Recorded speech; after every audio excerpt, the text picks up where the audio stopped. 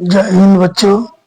एक बार फिर से हम अपना एक अगला वीडियो लेकर आए हैं जिसमें हमने कल जो 21 तारीख को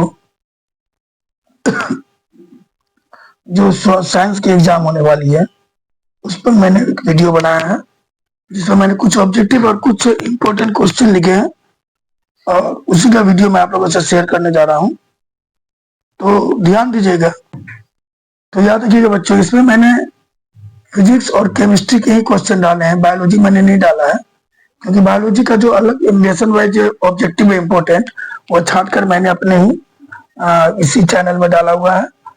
और फिजिक्स का लेसन 1 का पूरा डिफिनेशन मैंने इस चैनल में डाला हुआ है, तो आप मेरे लिंक पर जाइएगा और ज्वाइन हो जाइएगा। आपको वो जो बायोलॉजी के वीडियोज हैं और फिजिक्स का लेसन 1 का वीडियो मिल जाएगा। और उम्मीद करते हैं जो बायोलॉजी और फिजिक्स का लेसन 1 का जो भी क्वेश्चन है वो मैंने जो बताया उससे बाहर का नहीं होगा। लेकिन आज जो मैं क्वेश्चन बताने जा रहा हूँ ये बहुत शॉर्ट है और कम क्वेश्चन को लिया है मैंने, तो फिर भी अगर आप इसको बेहतर तरीके से तैयारी करिएगा तो अच्छा से अच्छा नंबर लाइएगा, ये मेरा उम्मीद है। इसलिए कृपया वीडियो को स्किप मत करिएगा और सोच तक देखिएगा जिससे आपको पूरी जानकारी मिल सके। मैं बहुत ही शॉर्ट टाइम में इस वीडियो को बनाऊंगा और जल्दी वीडियो को खत्म करने की कोशिश करूंगा ताकि कम से कम समय में आपको अधिक से अधिक जानकारी दे सकूं। चलिए हम अपने पहले क्वेश्चन को लेते हैं। तो हमारा पहला क्वेश्चन क्या करा बच्चों, यहाँ मैंने 2 क्वेश्चन को दिया है। पहला जो क्वेश्चन हुआ है, स्पष्ट दर्शन की जो है वह न्यूनतम दूरी और दूरतम दूरी क्या है। तो याद रखिए, तो न्यूनतम दूरी होता है स्पष्ट दर्पण का, वो 25 सेंटीमीटर होता है बच्चों। ये ऑब्जेक्टिव में पूछेगा। और मैं फिर से बोला कि मैंने अपने वीडियो में ABCD ये ऑप्शन नहीं बताया, मैंने डायरेक्ट आंसर को बताया है क्योंकि आपको ऑप्शन से कोई लेना देना नहीं है, आपको यह जानने से लेना देना है कि इसका एग्जैक्ट आंसर क्या होगा बच्चों। ठीक है, तो चलिए, तो पहला क्वेश्चन है कि जो स्पष्ट दर्शन उसकी न्यूनतम दूरी कितनी होती है, तो याद रखिएगा 25 सेंटीमीटर। और दूरतम बिंदु कितनी होती है बच्चों, वो होती है अनंत। कितनी होती है बच्चों, अनंत होती है। अगला क्वेश्चन जो है, नेत्र द्वारा वस्तु का प्रतिबिंब कहाँ बनता है, तो याद रखिएगा नेत्र द्वारा वस्तु का प्रतिबिंब बनता है बच्चों रेटिना पर। कहाँ बनता है, रेटिना पर। ठीक है बच्चों, रेटिना पर। रेटिना को हिंदी में हम लोग क्या कहते हैं, आपको मालूम होना चाहिए कि रेटिना को हिंदी में हम लोग कहते हैं आइरिस, सॉरी दृष्टि पटल। क्या कहते हैं बच्चों, दृष्टि पटल। तो ये इंग्लिश में हिंदी में हो गया, ये आपका इंग्लिश में नाम हो गया। जो नेत्र देखता है उसका इमेज दृष्टि पटल नहीं पड़ता है। अब हम लोग अपने अगले क्वेश्चन को लेते हैं। देखिए ये क्वेश्चन क्या कह रहा है कि पुतली के साइज में को कौन नियंत्रित करता है। जो पुतली का साइज है उसको कौन कंट्रोल करता है, बड़ा या छोटा कौन करता है, तो याद कीजिएगा परितारिका करता है बच्चों। क्या करता है, परितारिका। जो हमारा पुतली का साइज है उसको कंट्रोल कौन करता है, परितारिका करता है। और ये जो परितारिका है बच्चों, परितारिका को हम लोग कहते हैं आइरिस। इस चीज को याद रखिएगा, अंग्रेजी में आइरिस कहते हैं, तो ऑप्शन आइरिस भी दे सकता है आपको। मानव नेत्र के लिए दृष्टि स्थायित्व कितना, स्थायित्व मतलब अस्थायित्व होगा।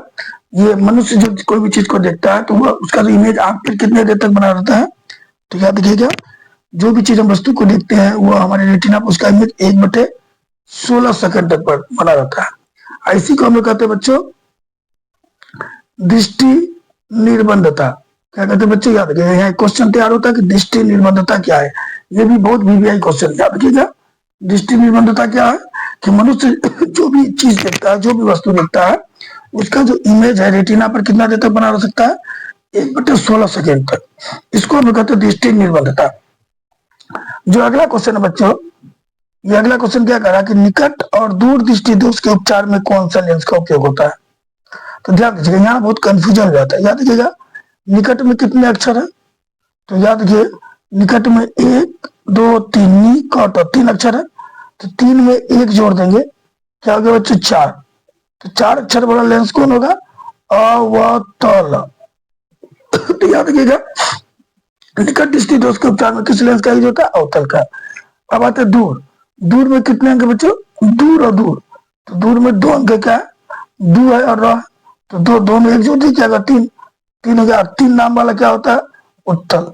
ये याद रखने का तरीका हुआ बच्चों कि निकट दृष्टि दोष में उत्तल लेंस का यूज होता है, और सॉरी अवतल का यूज होता है, और दूर दृष्टि दोष में बच्चों किसका यूज होता है, उत्तल का। समझ में आया। नंबर क्वेश्चन 6 नंबर क्या कहा है, नेत्र में प्रवेश करने वाली प्रकाश के अधिकांश परावर्तन कहाँ होता है? नेत्र में पड़ने वाली प्रकाश की किरणों का अधिकांश परावर्तन अपवर्तन कहाँ होता है? तो याद रखिएगा, नेत्र में जो प्रकाश की किरणें पड़ती है उसका जो अपवर्तन परावर्तन होना चाहिए, यहाँ क्या होना चाहिए? परावर्तन। तो नहीं, अपवर्तन ही होगा बच्चों, क्या होना चाहिए? तो याद रखिए, नेत्र में पड़ने वाली अधिकांश जो किरणें होती है उसका अपवर्तन जो है वो होता है कॉर्निया के बाहरी पृष्ठ पर। क्या होता है बच्चों? कॉर्निया के बाहरी पृष्ठ पर। ये भी एक इंपॉर्टेंट क्वेश्चन है, इस चीज को ध्यान दीजिएगा, क्योंकि ये क्वेश्चन 18 में भी पूछा गया है, 19 में भी पूछा गया और 24 में भी पूछा जा चुका है बच्चों। अगला है, मानव नेत्र के लिए दृष्टि अस्थायित्व क्या होती है? अभी हम जस्ट बता दिए हैं, 1/16 सेकेंड होता है। नेत्र द्वारा किसी वस्तु का प्रतिबिंब कैसा बनता है? याद रखिएगा, नेत्र जो हम जो देखते हैं उसका प्रतिबिंब रेटिना पर बनता है, दृष्टि पटल पर बनता है, लेकिन वो जो बनता है बच्चों वो होता है वास्तविक और उल्टा। कैसा होता है बच्चों? वास्तविक और उल्टा। लेकिन इसका मस्तिष्क तक संदेश जाता है सीधा और काल्पनिक का, जिसके कारण वो हम लोगों को सीधा और काल्पनिक दिखता है। लेकिन हमारे नेत्र पर जो रेटिना पर इमेज बनता है वो कैसा बनता है बच्चों? वास्तविक और उल्टा बनता है, और ये छोटा भी होता है। इस चीज को याद रखिएगा, वास्तविक भी होता है, ठीक है बच्चों, उल्टा भी होता है और छोटा भी होता है। ये जो रेटिना पर इमेज बनता है वास्तविक, उल्टा और छोटा होता है। अगला है, जो नेत्र निकट की वस्तु को साफ साफ नहीं देख पाता है। अगर व्यक्ति का दृष्टि दोष ऐसा है कि वो नजदीक की वस्तु को साफ साफ नहीं देख पा रहा है, तो वह कैसा दोष है? याद रखिएगा, अगर नजदीक की वस्तु को ना देख पाए तो वो निकट दृष्टि दोष नहीं है, वो है दूर दृष्टि दोष। यानी दूर दृष्टि दोष में क्या होता है बच्चों? दूर दृष्टि दोष में हम लोग निकट का वस्तु को नहीं देख पाते, पर जो परिभाषा है उसका उल्टा है। दूर दृष्टि दोष है यानी निकट की वस्तु को दूर दृष्टि दोष है यानी दूर की वस्तु को साफ साफ देखेंगे, निकट नहीं देख पाएंगे। यानी जो दृष्टि दोष है परिभाषा उसका उल्टा हो जाएगा। निकट दृष्टि दोष का मतलब होता है निकट की वस्तु को साफ देखना, दूर ना दिखना। निकट में निकट दृष्टि दोष में निकट साफ दिखेगा, ठीक है, और दूर दृष्टि दोष में दूर साफ दिखेगा। लेकिन यह क्वेश्चन क्या दिया? निकट की वस्तु साफ दिखना। तो निकट की वस्तु साफ किस में दिखेगा बच्चों? निकट की वस्तु साफ दिखेगी हमको दूर दृष्टि दोष में। साफ नहीं दिखना, सॉरी नहीं दिखना है, तो परिभाषा जो उसका फॉर्मूला था तो उल्टा। ध्यान दीजिएगा ना, बहुत कंफ्यूजन पैदा करते हैं जो परिभाषा है। निकट दृष्टि दोष में निकट का वस्तु साफ दिखेगा। तो यहाँ क्या बोला गया है? निकट की वस्तु साफ न दिखना। तो भैया निकट की वस्तु साफ किसमें नहीं दिखेगी? तो याद रखिएगा, निकट की वस्तु साफ नहीं दिखेगी दूर दृष्टि दोष में। तो ये जवाब क्लियर हो गया। क्वेश्चन क्या कर रहा है कि निकट दृष्टि दोष को दूर करने के लिए चश्मा में कौन से लेंस का व्यवहार होता है? जस्ट पढ़े, निकट में 3 अक्षर है, निकट, तो 1 जोड़ दीजिए, 4 नाम वाला लेंस कौन है बच्चों? तो अवतल लेंस है, जिसका जवाब अवतल हो जाएगा। अगला, किस दृष्टि दोष को अवतल और उत्तल लेंस दोनों से बनी द्विफोक्सी लेंस द्वारा बने चश्मे का उपचार होता है? तो बोलिए, यानी किस दृष्टि दोष में हम लोग जो चश्मा यूज करते हैं वो उत्तल और अवतल दोनों लेंस का कॉम्बिनेशन से बना चश्मा रहता है। देखोगे कई बुजुर्गों के चश्मा में वो इस तरह से बना रहता है, चश्मा का नीचे ही मोटा वाला भाग रहता है। तो ऐसे जो चश्मे के शीशे हैं उनको हम लोग क्या कहते हैं? ध्यान दीजिएगा, इस तरह का चश्मा होता है, नीचे में मोटा बनता है, ठीक है। तो ऐसे चश्मे वाले अगर किसी को ऐसा चश्मा लगा तो उसकी आंखों में कौन सा दृष्टि दोष है? तो उसकी आंखों में है जरा दृष्टि दोष। यानी उसकी आंखों में जरा सा दोनों दोष है, जरा सा दूर दृष्टि दोष भी है, जरा सा निकट भी है। यानी वो ना निकट का देख पाता है ना दूर का देख पा रहा है। बच्चों ध्यान दीजिएगा इस चीज को। आगे, किस लेंस का उपयोग कर दीर्घ दृष्टि दोष को संशोधित किया जाता है? अभी जस्ट बोले, दीर्घ में 2 नाम है, दीर्घ, उसमें 1 जोड़ दीजिए, तो 3 नाम वाला लेंस कौन होगा बच्चों? उत्तल लेंस होगा। यानी निकट में अवतल और दीर्घ में यानी दूर में उत्तल का यूज हम लोग करेंगे। अगला, दूर दृष्टि दोष वाला आंख साफ साफ कहां तक की वस्तु को देख सकता है? दूर दृष्टि दोष जिसके आंख में है वह साफ साफ कहां तक की वस्तु को देख पाएगा बच्चों? तो दूर तक की। कहां तक की? दूर तक की। क्योंकि अभी हम लोग जस्ट पढ़ रहे कि जैसा दृष्टि दोष है, दूर दृष्टि दोष है तो दूर का वस्तु साफ दिखेगा, और निकट दृष्टि दोष है तो निकट का वस्तु साफ दिखेगा। जो अगला क्वेश्चन है, स्पेक्ट्रम में किस रंग का झुकाव सबसे अधिक होता है? तो याद रखिएगा, जो स्पेक्ट्रम होता है उसका मतलब होता है सूर्य की किरणों का प्रिज्म से गुजरने के बाद 7 रंगों में टूटना स्पेक्ट्रम कहलाता है। जिसका सबसे नीचे रहता है बैंगनी कलर, जिससे अभी हम लिख रहे हैं। और बच्चों सबसे ऊपर जो होता है लाल कलर होता है, मालूम है हम लोग का। इस तरह स्पेक्ट्रम में 7 रंग होते हैं, सबसे नीचे बैंगनी, सबसे ऊपर लाल। तो यहाँ ध्यान दीजिएगा, सबसे ज्यादा कौन झुका है, गौर करिए तो सबसे ज्यादा झुका है बैंगनी और सबसे कम झुकता है लाल। और जो रंग ज्यादा झुकता है उसका तरंग कम होता है। तो सबसे अधिक झुकाव किसका है बच्चों, बैंगनी का है, याद रखिएगा। सबसे झुकाव बैंगनी का है, लेकिन तरंग के मामले में बात किया जाए तो सबसे ज्यादा तरंग किसका होता है, तरंग किसका ज्यादा होगा, तरंग ज्यादा होगा बैंगनी का, इस चीज को याद रखिएगा। और सबसे कम तरंग होता है लाल का। आगे है, स्पेक्ट्रम प्राप्त करने के लिए हम लोग किसका यूज करते हैं, याद कीजिएगा। स्पेक्ट्रम प्राप्त करेंगे, स्पेक्ट्रम प्राप्त हुआ ना, तो हम इसका यूज किया, इसको क्या कहेंगे हम लोग, इसको कहेंगे प्रिज्म। क्या कहेंगे बच्चों, प्रिज्म। तो स्पेक्ट्रम प्राप्त करने के लिए हम लोग प्रिज्म का यूज करते हैं। अगला है, श्वेत रंग कितने रंगों का मेल से बना है, तो याद रखिएगा श्वेत रंग जो सात सफेद प्रकाश या सूर्य का प्रकाश 7 रंगों के मेल से बना है, जिसका समझ सकते हैं हम लोग भी की ओर से। बैगनी, Indigo, blue, green, yellow, orange, red. ठीक है, ज्यादा डिफिनेशन नहीं दे पाएंगे क्योंकि वीडियो लंबा हो जाएगा बच्चों। तो चलिए अब हम लोग अगले क्वेश्चन को लेते हैं। ये जो क्वेश्चन बोला किस रंग का विचलन न्यूनतम होता था, अभी जस्ट हम लोगों ने पढ़ा ना कि प्रिज्म जो गुजरती है तो गुजरने के बाद जो मुड़ती है तो सबसे ऊपर लाल और सबसे नीचे बैंगनी रहता है। तो सबसे ज्यादा विचलन यानी मुड़ना किसका हुआ था, बैंगनी का। तो सबसे कम विचलन किसका हो रहा बच्चों, लाल का।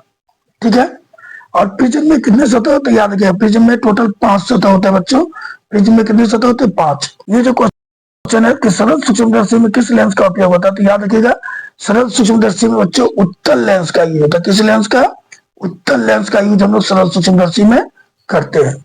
अगला है, विश्व प्रकाश में किस वर्ण का तरंग सबसे अधिक होता है, तो अभी जस्ट पढ़ा ना बच्चों, सबसे ऊपर लाल होता है और सबसे नीचे बैंगनी होता है। ये क्लियर हो गया है। तो बोला कि सबसे ज्यादा तरंग किसका होता है, बैंगनी का। तरंग सबसे ज्यादा बैंगनी का होता है, शायद मिस्टेक बोल दिया, सबसे ज्यादा तो होगा, सबसे ज्यादा विचलन ना बैंगनी का होता है बच्चों। तो सबसे कम तरंग बैंगनी का होता है और सबसे अधिक किसका होता है बच्चों, लाल का। सबसे अधिक किसका होता है, लाल का सबसे अधिक होगा, इस चीज को ध्यान दीजिएगा। तो किस वर्ण का तरंग सबसे अधिक होता है, अधिकतम होता है, तो याद रखिएगा लाल रंग का तरंग सबसे अधिक होता है। आगे है, प्रकाश की किस रंग का तरंग सबसे अधिक होता है, प्रकाश के किस रंग का तरंग सबसे अधिक होता है। देखिए फिर वही क्वेश्चन रिपीट हो गया, लाल रंग हो गया इसका जवाब। क्या होगा बच्चों, लाल रंग। ये जो 22 नंबर क्वेश्चन दिया बच्चों, जब सूर्य का प्रकाश वायुमंडल से गुजरता है तो वायु के सूक्ष्म कण किस प्रकार के प्रकाश का प्रकीर्णन सबसे अधिक किस रंग के प्रकाश को अधिक प्रबलता से प्रकीर्णित करते हैं, यानी किस रंग के प्रकाश को सबसे तेजी से मोड़ते हैं या छितराते हैं। प्रकीर्णित मतलब होता है छिराना, छितराना। जब कोई कण पे प्रकाश की किरण पड़े और वो सभी दिशा में छितर जाए, फैल जाए, तो उसको हम लोग कहते हैं प्रकीर्णन। तो याद रखिएगा कि जो जब सूर्य का प्रकाश हमारे वायुमंडल में प्रवेश करता है तो जो नीला रंग है, नीला रंग बहुत तेजी से प्रकीर्णित होता है, तब जाके आकाश का रंग भी हम लोगों को नीला ही दिखाई देता है। तो याद रखिएगा नीला रंग का जो है प्रकीर्णन बहुत तीव्रता से, प्रबलता से, तेजी से होता है। ठीक है बच्चों, 23 नंबर बोलता है प्रकाश का न्यूनतम तरंग कितना होता है, तो याद रखिएगा प्रकाश का न्यूनतम तरंग होता है बच्चों 380 mm, 380 mm होता है।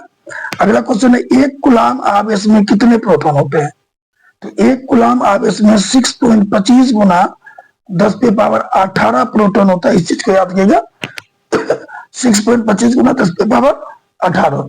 समझे बच्चों। ये जो क्वेश्चन है बच्चों की विद्युत आवेश के प्रवाह की दर को कहते हैं, क्या कहते हैं, तो विद्युत आवेश के प्रवाह की दर को हम लोग कहते हैं विद्युत धारा। क्या कहते हैं बच्चों, विद्युत धारा।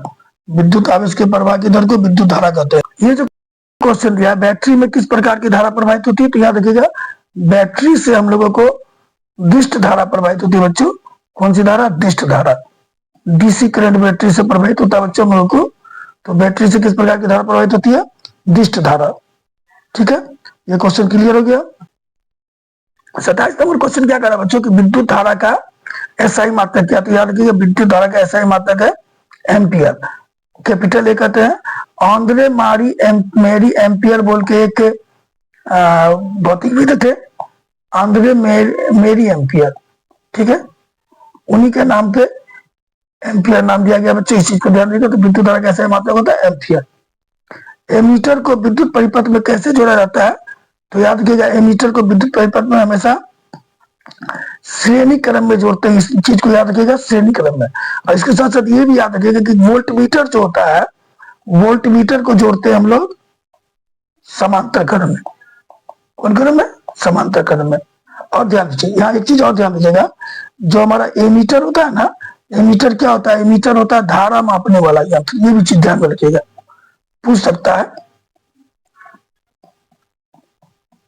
तो यह क्वेश्चन में तैयार हो सकता है कि एमीटर और वोल्ट मीटर में क्या अंतर है। तो एमीटर धारा मापने वाला यंत्र है, जबकि वोल्ट मीटर क्या है बच्चों? याद रखिएगा वोल्ट मीटर जो है विभवांतर मापने वाला यंत्र, इस चीज को भी ध्यान दीजिएगा, ये पूछता है क्वेश्चन। एमीटर धारा मापने वाला यंत्र और वोल्ट मीटर विभवांतर मापने वाला यंत्र। पहला अंतर ये हो जाएगा, एमीटर को जोड़ते हैं श्रेणी क्रम में, वोल्ट मीटर को जोड़ते हैं समांतर क्रम में, ये अंतर हो जाएगा। और एमीटर को दर्शाते हैं हम लोग बच्चों ए से, इधर प्लस इधर माइनस, और वोल्ट मीटर को दर्शाते हैं हम लोग भी से, इधर प्लस इधर माइनस। ठीक है बच्चों, क्लियर हो गया एमीटर वोल्ट मीटर में। यहाँ लॉन्ग क्वेश्चन की, शॉर्ट क्वेश्चन की तैयारी होगी हम लोगों का। अगला विभवांतर का मात्रक क्या बच्चों? विभवांतर का मात्रक होता है वोल्ट। क्या होता है? वोल्ट, जिसको हम लोग कैपिटल वी से दर्शाते हैं। क्लियर हो गया? ये जो क्वेश्चन है बच्चों 30 नंबर, विद्युत बल का तंतु, तंतु मतलब फिलामेंट किसका बना होता है? तो हम जानते हैं कि विद्युत बल का फिलामेंट जो है वो टंगस्टन का बना होता है। किसका बच्चों? टंगस्टन का, याद रखिएगा, टंगस्टन का फिलामेंट बना होता है विद्युत बल्ब का। नेक्स्ट है, किसी चालक का प्रतिरोधकता का मात्रक क्या होता है? तो ठीक है, प्रतिरोधकता का मात्रक होता है ओम मीटर। क्या होता है? ओम मीटर। इसको हम लोग लिखते हैं ओम मीटर। प्रतिरोधकता का मात्रक क्या होता है? ओम मीटर। ठीक है, आगे है विद्युत फ्यूज विद्युत धारा के किस प्रवाह को प्रकाश करती है? तो विद्युत फ्यूज विद्युत धारा के ऊष्मीय प्रवाह पर काम करती है। किस प्रभाव पर बच्चे? ऊष्मीय प्रभाव पर काम करती है, क्योंकि ये विद्युत फ्यूज जो होता है वो ऊष्मा प्रभाव के कारण गर्म हो जाती है, गर्म होकर पिघल जाती है और परिपथ काम करना बंद कर देता है। ये भी इंपॉर्टेंट क्वेश्चन है बच्चों कि ऊर्जा का एसआई मात्रक क्या है? तो याद रखिएगा ऊर्जा का एसआई मात्रक पूछा गया ना, तो जूल होता है। इस चीज को ध्यान दीजिएगा, ऊर्जा का एसआई मात्रक जूल होता है। अगला किलोवाट घंटा किसका मात्रक है? किलोवाट घंटा KWH, जिसको हम लोग एक यूनिट कहते हैं बच्चों, ये किसका मात्रक है? तो याद रखिएगा, ये जो हम लोग घर में बिजली का बल्ब जो यूज करते हैं, बिजली जो यूज करते हैं, जो मीटर पे हमारा बिल निकलता है, वह किलोवाट घंटा है। तो इस तरह ये जो है हमारा विद्युत ऊर्जा का मात्रक है। किसका मात्रक है? विद्युत ऊर्जा का। किलोवाट घंटा KWH किसको कहते हैं? विद्युत ऊर्जा के मात्रक को कहते हैं। और ये KWH का मतलब बच्चों एक यूनिट होता है। ये जो क्वेश्चन बच्चों, किस युक्ति में विभक्त बल है दिक् परिवर्तन का परिवर्तक होगा? दिक् परिवर्तक, सॉरी यहाँ बोला गया है परिवर्तन ही होगा, दिक् परिवर्तन का काम करता है। किस युक्ति में विभक्त बल जो है दिक् परिवर्तन का काम करते हैं? तो याद रखिएगा विद्युत मोटर में विभक्त बल होते हैं और ये किसका काम करते हैं? दिक् परिवर्तक का। तो दिक् परिवर्तक का संबंध किससे बच्चों? विद्युत मोटर से। समझ में? ये जो 36 नंबर बच्चों क्या करा है कि बैटरी में किस प्रकार का धारा प्राप्त होता है? तो अभी शायद इसका जिक्र हम किए हैं कि बैटरी में जो है ना दिष्ट धारा प्राप्त होता है बच्चों। कौन धारा? दिष्ट धारा प्राप्त होता है, जिसको हम लोग डीसी करंट भी कहते हैं। ठीक है, अगला है डायनेमो में किस प्रकार की धारा प्राप्त होती है? तो याद रखिएगा डायनेमो दोनों होता है बच्चे। डायनेमो हम लोगों को दिष्ट धारा भी देता है और प्रत्यावर्ती धारा देता है, दोनों तरह का धारा डायनेमो हम लोगों को देता है। तो इस तरह याद रखिएगा कि इसका ऑप्शन देगा 100% डायनेमो में किस प्रकार की धारा प्राप्त होती है। तो देगा 1 नंबर में दे देगा दिष्ट धारा, 2 नंबर में दे देगा प्रत्यावर्ती धारा, 3 नंबर में दे देगा ए और बी दोनों, यानी दिष्ट धारा प्रत्यावर्ती धारा दोनों, और डी नंबर में कोई नहीं। तो याद रखिएगा जो अगर ऑप्शन नंबर बी सी जो रहेगा, जिसमें शायद रहेगा ई और बी दोनों, तो वही जवाब होगा, क्योंकि जो डायनेमो है हम लोगों को उत्कृष्ट धारा भी देती है और प्रत्यावर्ती धारा भी देती है। अगला क्वेश्चन जो है बच्चों 38 नंबर क्या कह रहा है, विद्युत धारा उत्पन्न करने वाले युक्ति का नाम क्या है? तो याद रखिएगा विद्युत धारा उत्पन्न करने वाली युक्ति का नाम है जनित्र, जनरेटर। ठीक है, क्लियर हो गया। यानी जनित्र जो है, विद्युत जनित्र वह युक्ति है जो यांत्रिक ऊर्जा को कन्वर्ट करती है। यांत्रिक ऊर्जा को किसमें कन्वर्ट करती है बच्चों? यांत्रिक ऊर्जा को कन्वर्ट करती है विद्युत ऊर्जा में। तो इसका सही जवाब होगा बच्चों जनित्र। जो 39 नंबर क्वेश्चन दिया गया, 39 नंबर में क्या कहा गया है कि भारत में उत्पादित प्रत्यावर्ती विद्युत धारा की आवृत्ति कितनी होती है? तो याद रखिएगा 50 एच। जो भी भारत में जितना भी प्रत्यावर्ती विद्युत धारा दी जाती है उसकी आवृत्ति होती है 50 एच और विभवांतर होता है 220 वोल्ट। तो याद रखिएगा हमारे घर के जो उपकरण होते हैं उस सभी उपकरण पर देखिएगा, गौर करिएगा 220 वोल्ट और 50 एच लिखा रहता है। यानी विभवांतर है 220 वोल्ट और उसका आवृत्ति है 50 एच। अगला नंबर क्वेश्चन 40 नंबर क्या कहता है कि जो लघुपथन के समय परिपथ में विद्युत धारा के मान में क्या परिवर्तन होता है? याद रखिएगा लघुपथन जब भी होगा तो परिपथ में विद्युत धारा का मान क्या होता है? बहुत बढ़ जाता है। यानी विद्युत धारा अचानक बढ़ जाती है शॉर्ट सर्किट में, क्योंकि गर्म तार और ठंडा तार दोनों जुड़ जाता है, जिसके कारण विद्युत धारा का जो परिपथ में जो विद्युत धारा जो है वो बहुत बढ़ जाती है। परिपथ में विद्युत धारा का मान जो अत्यधिक बढ़ जाता है, इस चीज को ध्यान दीजिएगा, जिसके कारण परिपथ में दुर्घटना होती है, आग भी लग जाता है। आगे हमारे घरों में जो विद्युत आपूर्ति की जाती है वह कैसी होती है बच्चों? तो हमारे घरों में जो विद्युत आपूर्ति की जाती है वह होती है 50 एच आवृत्ति और 220 वोल्ट विभवांतर वाला प्रत्यावर्ती धारा। कैसा धारा होता है? प्रत्यावर्ती धारा। घरों में जो भी विद्युत धारा यूज होती है वह 50 एच आवृत्ति 220 वोल्ट विभवांतर वाला प्रत्यावर्ती धारा होती है। ये जो 42 नंबर क्वेश्चन कहता है वो बोलता है कि विद्युत परिपथ में जो उदासीन तार होते हैं, जो उदासीन तार होता है उसका रंग कैसा होता है? देखिए विद्युत परिपथ में 3 तार होते हैं, गर्म, उदासीन और विद्युत में सॉरी क्या कहते हैं उसको, अर्थ तार। ठीक है, जो जमीन के अंदर था, भूतार भी कहते हैं इसको, हम लोग याद रखिएगा। तो जो गर्म तार होता है वो लाल होता है। ठीक है बच्चों, जो उदासीन तार होता है वो कैसा होता है? काला होता है। और जो भूतार होता है वह हरा होता है। तो उदासीन तार का रंग कैसा हो गया बच्चों? काला हो गया। इस चीज को याद रखिएगा, इससे मेरा 3 ऑब्जेक्टिव तैयार हो रहा है। स्विच हमेशा किससे लगाया जाता है? याद रखिएगा स्विच हमेशा गर्म तार से लगाए जाते हैं। गर्म तार मतलब हो गया जो लाल रंग का तार होता है, उस लाल रंग के तार से हमेशा स्विच को लगाया जाता है। क्वेश्चन, लघुपथन के समय परिपथ का प्रतिरोध कैसा होता है? 44 नंबर क्वेश्चन दिया गया है। लघुपथन के समय जो प्रतिरोध कैसा होता है? याद रखिएगा लघुपथन के समय धारा का मान बढ़ जाती है, यानी प्रतिरोध क्या होगा? बहुत कम हो जाएगा, क्योंकि प्रतिरोध जितना कम होगी धारा उतना बढ़ेगा। तो क्लियर हो गया कि लघुपथन के समय जो है प्रतिरोध क्या होती है? कम हो जाती है और धारा का मान बहुत ज्यादा बढ़ जाता है। इस चीज को ध्यान दीजिएगा। अब हम लोग क्या है होगा, अब हम लोग केमिस्ट्री के कुछ क्वेश्चन देख रहे हैं बच्चों। ठीक है, याद रखिएगा बायोलॉजी का क्वेश्चन मैंने इसमें नहीं बनाया, क्योंकि ऑलरेडी मैंने बायोलॉजी जो है अपने चैनल पर डाला हुआ, और फिजिक्स का जो लेसन 1 है उसका पूरा डिफिनेशन डाला हुआ। याद रखिए लेसन 1 सबसे मोस्ट चैप्टर है हमारे फिजिक्स का, और इससे कम से कम मान लीजिए कि 10 मार्क्स का क्वेश्चन पूछा जाएगा। इसलिए लेसन 1 वाले वीडियो को काइंडली देख लीजिएगा, और बायोलॉजी की जो भी मैंने ऑब्जेक्टिव दिया उसी से पूछा जाएगा। इस चीज को भी मान के रखिए, उसको अगर कर लेते हैं तो बायोलॉजी का कम से कम 15 से 20 नंबर 15 से 20 नंबर का क्वेश्चन आपका सॉल्व हो जाएगा, ये क्लियर है। ठीक है, अब हम लोग आते हैं बायोगैस का मुख्य अवयव क्या है? तो बायोगैस का मुख्य अवयव है बच्चों मेथेन। इस चीज को याद रखिएगा CH4। बायोगैस का मुख्य अवयव क्या है? मेथेन है, जो अत्यधिक ज्वलनशील गैस होता है। ठीक है, ये क्लियर हो गया हम लोगों का। मेथेन बोलिए या फिर मीथेन बोलिए, कोई दिक्कत नहीं है, कुछ भी बोल सकते हैं। प्रकृति में पृथ्वी पर ऊर्जा का मुख्य स्रोत क्या है? यानी पृथ्वी पर ऊर्जा मुख्य रूप से किसके प्राप्त होती है हम लोगों को? तो याद रखिएगा बच्चों सूर्य से। पृथ्वी पर ऊर्जा का मुख्य स्रोत क्या है बच्चों? सूर्य है। ये जो क्वेश्चन है बच्चों की सोलर सेल किससे बना होता है? तो याद रखिएगा सोलर सेल जो है बच्चों वो सिलिकॉन का बना होता है और उसके अंदर जो तार लगे रहते हैं वो चांदी के होते हैं, ठीक है। तो वो बना किससे रहता है? सिलिकॉन से। ये जो क्वेश्चन है, वायुमंडल में किस गैस के बढ़ने से वैश्विक ताप बढ़ेगा? किस गैस के बढ़ने से वैश्विक ताप बढ़ेगा? ग्लोबल वार्मिंग की समस्या होगी, गर्मी बढ़ेगा।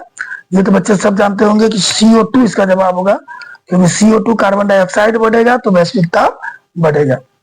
अब ठीक है, अगला क्वेश्चन देखिए। हम लोग जो लिक्विफाइड पेट्रोलियम गैस LPG का यूज करते हैं उसका मुख्य अवयव क्या? तो याद रखिएगा उसका मुख्य अवयव होता है ब्यूटेन। क्या होता है? ब्यूटेन। अब ब्यूटेन के दो रूप, नॉर्मल ब्यूटेन और आइसोब्यूटेन, दोनों इसके अवयव होते हैं, लेकिन हम लोग जवाब देंगे ब्यूटेन। अगला ईंधन के कुछ उदाहरण दे। तो भैया ईंधन जानते हैं, जो जले और जो जलकर उष्मा प्रकाश दे वह ईंधन कहलाता है। तो ईंधन के ढेर सारे उदाहरण होंगे बच्चों, CNG होगा, LPG होगा, लकड़ी होगा, कोयला होगा, पेट्रोलियम होगा। तो ढेर सारे उदाहरण CNG के हमारे पास मौजूद है, समझे। ये जो क्वेश्चन है बच्चों, प्रकृति में ऑक्सीजन का संतुलन किससे बना होता है? तो याद रखिए प्रकृति में ऑक्सीजन का संतुलन जो है प्रकाश संश्लेषण क्रिया द्वारा बनता है, क्योंकि इसी क्रिया के द्वारा पौधे वायुमंडल से CO2 को लेते हैं और O2 छोड़ते हैं, जिसके कारण बैलेंस बना रहता है। ये क्वेश्चन है कि जस्ता का तनु HCl के साथ अभिक्रिया कराने पर कौन सा गैस बनता है? तो याद रखिएगा जो जस्ता तनु HCl से अभिक्रिया करेगी तो अभिक्रिया करने के बाद हाइड्रोजन गैस बनाएगी। क्या बनाएगी बच्चों? हाइड्रोजन गैस बनाएगी। इस चीज को ध्यान रखना है कि जस्ता तनु HCl से अभिक्रिया करके कौन सा गैस बनाती है? हाइड्रोजन गैस बनाती है। अगला है कली चूना का रासायनिक सूत्र क्या होता है? तो कली चूना का रासायनिक सूत्र होता है बच्चों CaO, कैल्शियम ऑक्साइड। सल्फ्यूरिक अम्ल का सूत्र क्या होता है? तो याद रखिएगा H2SO4 सल्फ्यूरिक अम्ल होता है, जिसे अम्लराज भी कहते हैं बच्चों, बैटरी अम्ल भी कहते हैं। और याद रखिए हाइड्रोजन और ऑक्सीजन के जल में जो होता है और हाइड्रोजन और ऑक्सीजन के परमाणु की संख्या का अनुपात क्या होता है? तो ध्यान दीजिएगा। इसको हम थोड़ा सा ऊपर करके बना रहे, जगह कम है बच्चों। जल है, जल में हाइड्रोजन ऑक्सीजन का अनुपात कितना होता है? याद रखिए जल का सूत्र होता है H2O।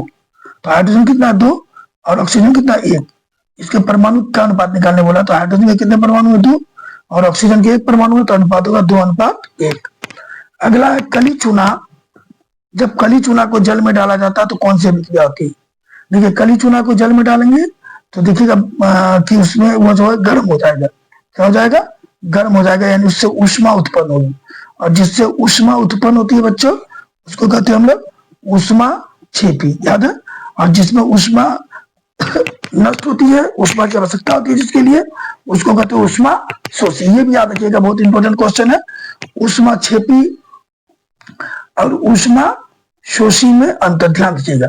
जिसमें ऊष्मा उत्पन्न हो उसे ऊष्मा छेपी कहते हैं, और जिसमें ऊष्मा की आवश्यकता हो, जिस अभिक्रिया को कराने के लिए ऊष्मा की आवश्यकता हो, उसे ऊष्मा शोषी कहते हैं। 57 नंबर क्वेश्चन कर रहा है कि ग्लूकोज का रासायनिक सूत्र क्या होता है?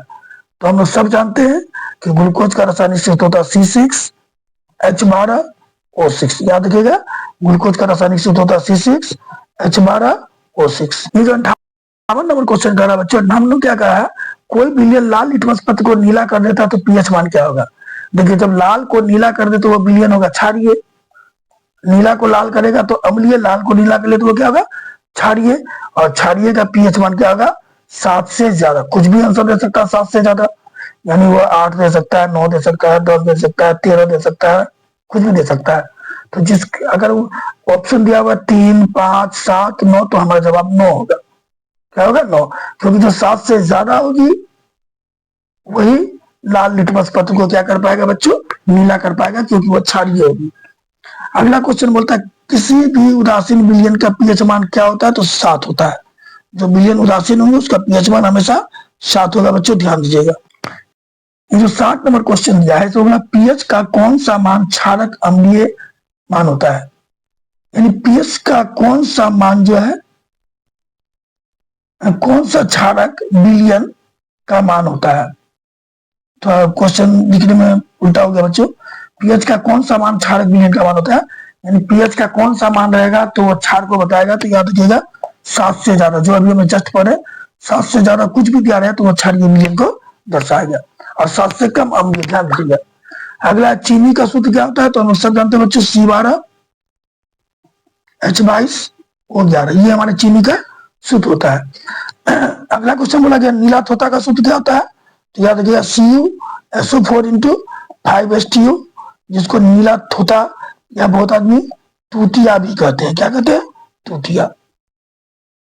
ये जो क्वेश्चन है बच्चों 63 नंबर, संगमरमर का सूत्र क्या होता है बच्चों, तो ध्यान दीजिएगा संगमरमर का जो सूत्र होता है वो होता है CaCO3, क्योंकि संगमरमर जो है वो कैल्शियम कार्बोनेट का ही बदला हुआ रूप है। शुद्ध जल का pH मान कितना होता है बच्चों, तो 7 होता है। अम्लीय का 7 से कम, क्षारीय का 7 से ज्यादा, नहीं शुद्ध जल का 7। आगे अम्लीय विलयन का pH मान कितना होता है, तो अभी जस्ट बोले 7 से कम। अम्लीय विलयन का pH मान कितना होगा बच्चों, 7 से कम। और क्षारीय रहता तो 7 से ज्यादा, और उदासीन रहेगा, शुद्ध जल रहेगा या उदासीन रहेगा तो उसका 7 होगा। एक और इंपोर्टेंट क्वेश्चन बच्चों कि बुझा हुआ चूना का सूत्र क्या होता है, तो याद रखिए कैल्शियम हाइड्रोक्साइड CaOH2 होता है बुझा हुआ चूना का सूत्र। ये जो क्वेश्चन है बच्चों के अम्लीय वर्षा का pH मान कितना होता है, तो याद रखिएगा अम्लीय वर्षा का pH मान जो होता है वह 7 से कम होता है। इस चीज को ध्यान में रखिएगा, सॉरी 7 से कम होगा क्योंकि अम्लीय है, तो 7 से कम में कितना होगा, तो 5.6 से भी कम होगा। अगर वर्षा में 5 अम्ल की मात्रा 5.6 से कम है तो समझिए वह अम्लीय है। ठीक है। आगे चूना जल का रासायनिक सूत्र क्या होता है बच्चों, तो चूना जल का रासायनिक सूत्र में रासायनिक नाम बोला गया, तो याद रखिएगा कैल्शियम हाइड्रोक्साइड। क्या होता है बच्चों, कैल्शियम हाइड्रोक्साइड नाम होता है चूना जल का रासायनिक नाम। सूत्र तो अभी जस्ट पढ़े हम लोग CaOH2। तो चूना जल का रासायनिक नाम क्या होगा, कैल्शियम रासायनिक नाम पूछा यहाँ, तो कैल्शियम हाइड्रोक्साइड बोलेंगे। सूत्र बोलता तो क्या पूछते, सूत्र बोलता तो बोलते CaOH2। देखिए ये क्वेश्चन क्या कह रहा है कि धोबिया सोडा का रासायनिक सूत्र क्या होता है, तो याद रखिएगा धोबिया सोडा यानी धोने वाला जो सोडा होता है उसका रासायनिक सूत्र होता है Na3CO3 Na2CO3 इंटू 10H2O। ये धोबिया सोडा यानी धोने वाला सोडा का रासायनिक सूत्र होता है। आगे हीलियम कैसा तत्व है, हम सब जानते हैं कि हीलियम अक्रिय तत्व है, अक्रिय गैस है, क्योंकि जो अक्रिय गैस का पहला तत्व अगर है तो वह हीलियम ही है। तो हीलियम कैसा तत्व है बच्चों, तो अक्रिय तत्व है। सिलिका क्या, देखिए सिलिका जो है उपधातु है। सिलिका को ना हम धातु में रख सकते हैं ना धातु में रख सकते हैं, ये क्या है बच्चों, उपधातु है। इस चीज को ध्यान में रखिएगा।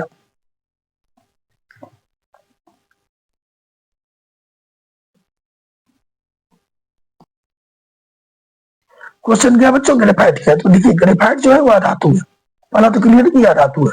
ठीक है, लेकिन इसका सबसे बड़ी विशेषता होती है कि विद्युत का क्या होता है बच्चों, विद्युत का सुचालक होता है। तो ऑप्शन में पूछ सकता है, तो एक ऑप्शन देगा कि विद्युत का सुचालक, तो आंसर सुचालक लिखना होगा। और धातु मेरे अंदाज से नहीं देगा, जब भी देगा तो उसका एक ऑप्शन रहेगा थन। ठीक है, उसका दे सकता है विद्युत का कुचालक, फिर विद्युत का सुचालक, आघात वर्ग, तो याद रखिएगा वो विद्युत का सुचालक होता है। गंधक की परमाणु संख्या कितनी होती है बच्चों, तो याद रखिएगा गंधक की परमाणु संख्या जो है 16 होती है। कितनी होती है, 16। ये जो क्वेश्चन है सोडियम फास्फेट का अनुसूत्र कितना होता है बच्चों, तो सोडियम फास्फेट का अनुसूत्र होता है, क्या होता है, तो Na3PO4 होता है। इस चीज को ध्यान दीजिएगा, सोडियम फास्फेट का जो अनुसूत्र होता है Na3PO4 होता है। तो मैं तेजी से बढ़ा रहा हूँ, रीजन ये है कि बहुत कम समय में आप लोगों को ज्यादा क्वेश्चन देखना है, एक मेरा ही वीडियो नहीं देखना, आपने भी तैयारी करनी है, क्योंकि सिर्फ इसे पढ़कर आप टॉप या फिर खूब ज्यादा नंबर नहीं लाएंगे। सिर्फ ऑब्जेक्टिव का सोल्यूशन है। लेकिन मैं फिर से कर रहा हूँ कि मेरे अगर बायोलॉजी के उस क्वेश्चन को देख लेते हैं ऑब्जेक्टिव का, तो श्योर उससे 15 ऑब्जेक्टिव पूछा ही जाएगा। बायोलॉजी का देख लेते हैं तो 15 ऑब्जेक्टिव 99% चांस है कि उससे पूछा जाएगा। ठीक है, और दूसरी बात फिजिक्स का लेसन 1 मैंने तैयार किया है, लेसन 1 का पूरा वीडियो तैयार किया, उस पर पूरे इंपॉर्टेंट क्वेश्चन मैंने दिया हुआ है। उससे भी मोटा मोटी आपको 10 से 12 नंबर का पूछेगा। तो अगर आप ये दोनों जो मेरा वीडियो देख लेते हैं तो उम्मीद है 25 नंबर का क्वेश्चन सॉल्व कर लीजिएगा और कुछ इससे आ ही जाएगा। ठीक है बच्चों, आगे सबसे कठोर प्रकृति पदार्थ को नहीं याद रखिएगा, सबसे कठोर पदार्थ है हीरा, जो दुनिया का सबसे कठोर पदार्थ है। इस चीज को ध्यान में रखिएगा। संयोजी यौगिक का उदाहरण देने बोला है, का उदाहरण दे, संयोजी यौगिक का उदाहरण दे, तो ससंयोजक यौगिक का सबसे मेन उदाहरण है बच्चों मेथेन। ठीक है, CH4, क्या है, CH4। ससंयोजक यौगिक का एक उदाहरण क्या दे सकते हैं हम लोग, CH4। ये जो क्वेश्चन है मेथेन में कितने संयोजक बनते हैं, याद रखिए मेथेन का सूत्र जो होता है CH4 होता है, और CH4 को हम लोग ऐसे लिखते हैं, स्ट्रक्चर उसका ये होता है। तो याद रखिएगा 1 2 3 4, तो इसमें कितने बंधन होते हैं बच्चों? 4। बोरोन का परमाणु भार कितना होता है? इस चीज को ध्यान दीजिएगा, बोरोन का परमाणु भार कितना होता है? तो बोरोन का परमाणु भार बच्चों 11 होता है। कितना होता है? 11। कैल्शियम की परमाणु संख्या कितनी होती है? तो याद रखिएगा कैल्शियम की परमाणु संख्या 20 होती है बच्चों। फिर से इंपोर्टेंट क्वेश्चन आ गया बच्चों कि फ्लोरीन की परमाणु संख्या कितनी होती है? तो फ्लोरीन की परमाणु संख्या बच्चों 9 होती है। और आभूषण बनाने के लिए सोने का जो हम लोग उपयोग करते हैं वो सोना कैसा होता है? तो याद रखिए सोने की शुद्धता 24 कैरेट की होती है। ठीक है बच्चों, 24 कैरेट की। ठीक है, लेकिन हम लोग जो आभूषण बनाने के लिए सोना यूज करते हैं बच्चों वो सोना 22 कैरेट का होता है, क्योंकि 24 कैरेट का आभूषण बन ही नहीं सकता है। वो 22 कैरेट का होता है। याद रखिएगा क्योंकि उसमें 22 भाग सोना रहता है और जो 2 भाग रहता है वो 2 भाग चांदी या तांबा मिला हुआ रहता है। याद रखिएगा इस चीज को। तो 22 कैरेट सोने का मतलब होता है उसमें 22 भाग सोना और 2 भाग चांदी या तांबा, क्योंकि शुद्ध सोना 24 कैरेट का होता है। ठीक है, क्लियर आ गया? आभूषण बनाने के लिए जो सोना यूज करते हैं कितने का होता है? 22 कैरेट का होता है। तो बच्चों एल्केन का जो सामान्य सूत्र होता है वो क्या होता है? तो ध्यान दीजिएगा, एल्केन का सामान्य सूत्र होता है CnH2n+2, यानी कार्बन जितना है उसका दुगुना हाइड्रोजन, उससे 2 ज्यादा, दुगुना से 2 ज्यादा हाइड्रोजन, यानी एल्केन का सामान्य सूत्र होता है CnH2n+2। ध्यान दीजिएगा इस चीज को। अगला एल्केन का सामान्य सूत्र क्या होता है? याद रखिएगा CnH2n, कार्बन जितना उसका दुगुना हाइड्रोजन। ये भी एक इंपॉर्टेंट क्वेश्चन है बच्चों, बेंजीन का सूत्र क्या होता है? तो याद रखिएगा बेंजीन का जो सूत्र होता है वो होता है C6H6। बहुत बार ये क्वेश्चन पूछा गया है कि बेंजीन का सूत्र क्या होता है। समझे बच्चों? ये क्वेश्चन है कि कार्बन क्या है। याद रखिएगा बच्चों, कार्बन जो है वो अधातु है। कार्बन क्या है बच्चों? अधातु है। इस चीज को ध्यान रखना, ऑप्शन में पूछता है कार्बन क्या है? धातु, अधातु, उपधातु कोई नहीं। ऑप्शन देगा धातु, अधातु, उपधातु कोई नहीं, तो लिखिएगा अधातु है। ठीक है। इथाइल एल्कोहल का सूत्र क्या होता है? तो याद रखिएगा इथाइल एल्कोहल का सूत्र होता है C2H5OH। इस चीज को ध्यान दीजिएगा। ठीक है बच्चों, अब हम लोग अपने अगले क्वेश्चन को लेते हैं। अगला क्वेश्चन क्या कर रहा है? आवर्त सारणी में कितने आवर्त होते हैं? याद रखिएगा आवर्त सारणी में जो है आवर्त की संख्या होती है 7, लेकिन वर्ग की बात की जाए तो वर्ग होते हैं 9। इस चीज को ध्यान दीजिएगा। तो आवर्त कितने होते हैं बच्चों? तो आवर्त सारणी में आवर्त होते हैं हमारे 7। इस चीज को ध्यान दीजिएगा। सिलिकॉन क्या है बच्चों? तो सिलिकॉन ना धातु है ना अधातु है, सिलिकॉन उपधातु है। और इसका यूज क्या चीज में होता है? तो सोलर प्लेट में होता है। तो सौर ऊर्जा वाला प्लेट होता है, सोलर प्लेट में उपधातु का यूज होता है। संक्रमण तत्व का एक उदाहरण देने बोला, तो याद रखिएगा संक्रमण तत्व का उदाहरण होता है सीसा, लेड, या हम लोग इसको पीबी भी कह सकते हैं। इस चीज को ध्यान दीजिएगा कि संक्रमण तत्व का उदाहरण क्या है? सीसा या लेड। अगला क्वेश्चन देखते हैं क्या कर रहे हैं बच्चों। ये मेरा अंतिम ऑब्जेक्टिव है, प्रोटॉन का द्रव्यमान क्या होता है? तो याद रखिएगा प्रोटॉन का द्रव्यमान होता है 1.67 गुने 10⁻⁻27 kg। इस चीज को ध्यान दीजिएगा। ठीक है बच्चों, अब मैंने कुछ लॉन्ग क्वेश्चन लिया और कुछ आपको सजेशन दिया जिसको आपको गौर करना है और पढ़ना है। इसके पहले मैं फिर से एक बार दोहराता हूँ कि मैंने जो अपना बायोलॉजी का पूरा ऑब्जेक्टिव, फुल बायोलॉजी का ऑब्जेक्टिव मैंने अपने इस चैनल में डाला हुआ है। लिंक पे जाके देखिएगा, आपको पूरा मिल जाएगा। और फिजिक्स का लेसन 1 का पूरा डिफिनेशन डाला हुआ, क्योंकि ये दोनों चीज जो है वो आपको पास मार्क्स तक आसानी से लेकर जाएगा। अगर आप बायोलॉजी के वीडियोस देख लेते हैं और फिजिक्स का जो लेसन 1 का वीडियो देख लेते हैं तो आपको मोटा मोटी जो डाउट पूरा क्लियर हो जाएगा और पास मार्क्स इससे 100% आएगा। ठीक है। और ये जो क्वेश्चन है बच्चों, मैंने इसमें अब कुछ मैंने शॉर्ट क्वेश्चन को लिया है और कुछ इंपॉर्टेंट क्वेश्चन के बारे में आपको बताऊंगा इसके आगे भी, उसको आप लोगों को देख लेना है। ये जो क्वेश्चन है बच्चों, साइक्लो हेक्सेन का संरचना सूत्र क्या है? बहुत बार ये क्वेश्चन पूछा गया है। तो देखिए साइक्लो हेक्सेन का जो सूत्र होता है वो होता है C6H12। अगर हमको इसका संरचना सूत्र बनाना तो ध्यान दीजिएगा, कार्बन को 6 कार्बन को इस तरह आमने सामने दो लिखेंगे, फिर ये आमने सामने लिख दिए और एक मैंने यहाँ लिख दिया। 6 कार्बन का ध्यान दीजिए। उसके बाद इसके बीच हम लोगों को सिंगल बॉन्ड बनाना बच्चे, यूं सिंगल बॉन्ड बनाना है। या ध्यान दीजिए साइक्लो हेक्सेन सिंगल बॉन्ड बनाएंगे। ठीक है बच्चों। और 6 हो गया। यहाँ पर हाइड्रोजन कितना हम लोगों का? तो हाइड्रोजन हम लोगों का बच्चों कितना है? ध्यान दीजिएगा हाइड्रोजन हम लोगों का है 12। तो ये जो दोनों प्रत्येक कार्बन है ना बच्चों, प्रत्येक कार्बन के साथ हम लोग एक एक हाइड्रोजन इस तरह करके लगा देंगे। हम लोग 2-2 हाइड्रोजन प्रत्येक कार्बन के साथ लगा देंगे। इस तरह करके दो दो हाइड्रोजन लगाना है। तो क्लियर हो गया, जो साइक्लोहेक्सेन का सूत्र होता है वो मेरा कुछ इस तरह का होता है। और ये बहुत इंपॉर्टेंट क्वेश्चन, इसको देख लीजिएगा। उम्मीद है कि ये क्वेश्चन पूछ सकता है। ठीक है बच्चों, गारंटी लेना तो मुश्किल होती है क्योंकि क्वेश्चन तो मैंने नहीं बनाया है, हम लोग एक प्रिडिक्शन दे रहे हैं, अपने तरफ से अनुमान लगा रहे हैं। लेकिन यहाँ जो मैंने बायोलॉजी और फिजिक्स के बारे में बताया वो इंपॉर्टेंट है, इस चीज को ध्यान दीजिएगा। ये तो क्वेश्चन ही बहुत इंपॉर्टेंट है बच्चों। बेंजीन का संरचना सूत्र क्या होता है, तो ध्यान दीजिए। जो बेंजीन होता है वो उसका सूत्र होता है C6H6। साइक्लोहेक्सेन का C6H12 पड़े, इसका C6H6। और ये भी सेम उसी तरह के होते हैं। इसमें हम लोग को 6 हाइड्रोजन 6 कार्बन लेना है, 1 2 3 4 5 6। ठीक है बच्चों, लेकिन इसमें क्या होता है, इसमें जो है सबके साथ मेरा एक ही हाइड्रोजन लगा हुआ है, एक ही हाइड्रोजन मेरा सबके साथ लगा हुआ है, ये तो क्लियर है, एक ही हाइड्रोजन लगा हुआ है। इसलिए इस चीज को ध्यान देना है।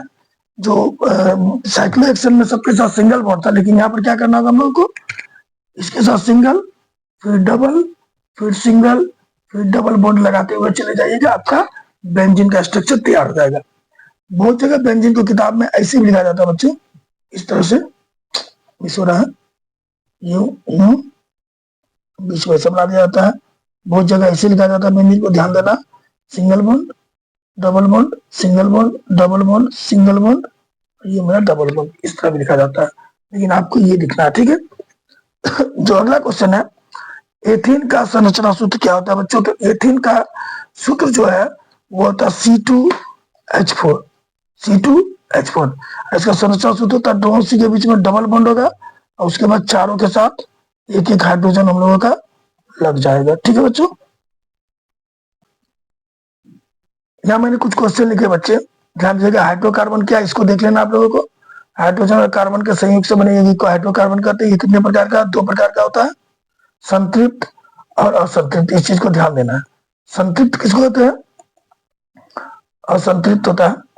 संतृप्त में क्या होता है, सिंगल बॉन्ड होता है, और संतृप्त में सिंगल बॉन्ड और डबल बॉन्ड और ट्रिपल बॉन्ड बनाए जाते हैं। तो याद रखिएगा, हाइड्रोजन और कार्बन के संयुक्त से बने यौगिक को हाइड्रोकार्बन कहते हैं। ये 2 प्रकार का होता है, संतृप्त और असंतृप्त। कार्बन कार्बन के बीच अगर सिंगल बॉन्ड है तो संतृप्त है, कार्बन कार्बन के बीच डबल या ट्रिपल बॉन्ड है तो वो क्या बच्चों, असंतृप्त है। ये क्लियर हो गया। परावर्तन क्या है, इसके नियम को लिखिए, ये भी इंपॉर्टेंट क्वेश्चन है, ये फिजिक्स का, इस चीज को ध्यान दीजिएगा। इसको भी देख लेना आप लोगों को। फोकस दूरी या वक्रता त्रिज्या में संबंध, F बराबर R/2 या F बराबर R/2 देख लीजिएगा, और R बराबर 2F होता है, इसको भी देख लीजिएगा। ये दोनों भी इंपॉर्टेंट क्वेश्चन है। प्रूफ के साथ समझाती श्रेणी क्या है, इसको देख लेना है आप लोगों को। और विभिन्न प्रकार के जो रासायनिक अभिक्रिया है, जैसे विस्थापन अभिक्रिया है, वियोजन अभिक्रिया है, अपघटन अभिक्रिया, इसको भी देख लीजिएगा। ठीक है, उसके बाद तो फिजिक्स में आप लोग कुछ ओम के नियम को देख लीजिएगा, जो इंपॉर्टेंट क्वेश्चन है। ठीक है, बहुत इंपॉर्टेंट ये। और मानव नेत्र भी आप लोगों को देख लेना है। ठीक है बच्चों, ये भी कुछ इंपॉर्टेंट क्वेश्चन है जो लॉन्ग में मैं आपको बता रहा हूँ। निष्कर्षण में अगर देखना है तो मेरे अंदाज से आप लोग आकर निष्कर्षण देख सकते हैं। ठीक है, तो इसी के साथ हम अपने वीडियो को समाप्त करते हैं बच्चों। जय हिंद, जय भारत।